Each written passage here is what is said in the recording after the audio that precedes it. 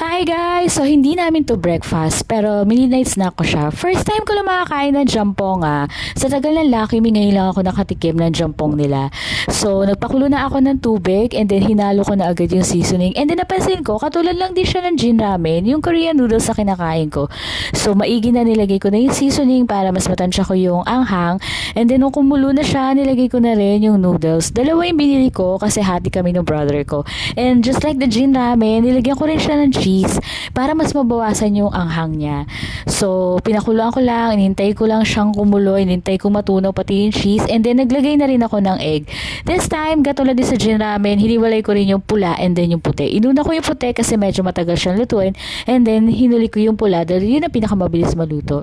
So, yun lang guys. Kung meron kayong suggestion, comment nyo lang below. Follow me guys. Pwede na ako makatanggap ng star. And then, nung tinikman ko siya, ang sarap niya. Grabe. Mas bet ko siya kaysa